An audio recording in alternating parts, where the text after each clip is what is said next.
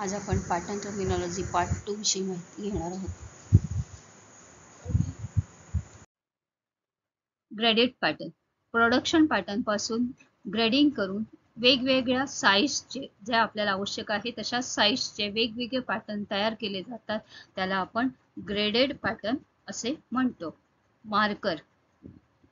Marker fabric किंवा कागदावर चिन्हांकित पॅटर्न चे लेआउटला आपण मार्कर म्हणून ओळखतो. स्पेसिफिकेशन शीट स्पेस शीट हे कपड्याच्या डिझाईनसाठी फिनिशिंग आवश्यकतेचे रेकॉर्ड असते. यामध्ये संपूर्ण डिझाईनचे वैशिष्ट्य आणि उत्पादनासाठी कपड्याच्या शिवणकामाच्या सूचना दिलेल्या असतात. 17. Pattern chart. पॅटर्न चार्ट हे पॅटर्न सेटमध्ये असलेल्या सर्व पॅटर्नच्या तुकड्यांचे संपूर्ण रेकॉर्ड्स असते. यात टाके आणि पॅटर्न ची माहिती देखील समाविष्ट केलेली असते.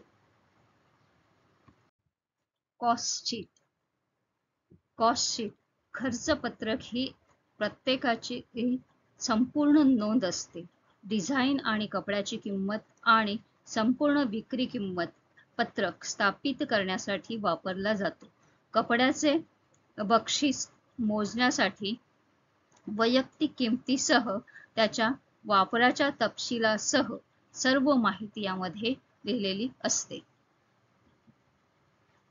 पॅटर्न पेपर जे विशिष्ट पेपर वापरले जातात.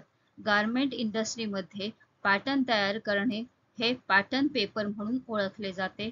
ते वेगवेगळ्या स्पेसिफिकेशन मध्ये उपलब्ध असतात आणि प्रत्येक पेपर सप्लायर रेकॉर्ड सिस्टीम्स वापर करतो. जेवढे पेपर वजन उपलब्ध असतात ते हेव्हर पॅटर्न पेपर सामान्यतः टॅग, बँड, मनिला आणि हँड पेपर म्हणून ओळखले जातात. जेथे हलक्या वजनाचे मार्किंग पेपर म्हणतात. याचे योग्य कोडिंग आणि सामान्य वापर खालीलप्रमाणे आहेत. 1. ग्रॅनाइट टॅग ते 5 ग्रॅनाइट टॅग 0.019.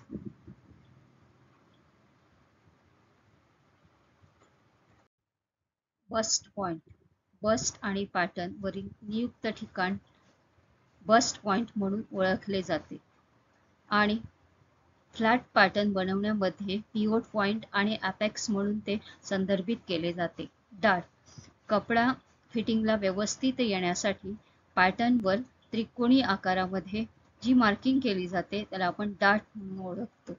डार्ट लेग डार्टच्या 2 रेषांच्या मधील जे अंतर आहे मध्ये रेषा आहे त्याला आपण डार्ट लेग असे म्हणतो.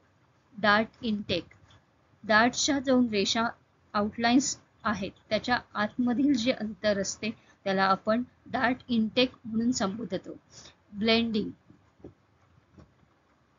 कोनीय रेषा म्हणजे त्रिकोणी रेषा व्यवस्थित फिटिंगला आणण्यासाठी त्या आकारानुसार व्यवस्थित शेप दिला जातो त्याला आपण ब्लेंडिंग असे म्हणतो. ट्युरिंग योग्य शिवण रेषा प्रस्थापित करण्यासाठी च्या उद्देशाने पेन्सिल लाईन, क्रॉस मार्क किंवा डार्क मार्क्सचे मिश्रण आणि सरळकरण याला ट्युनिंग असे म्हटले जाते.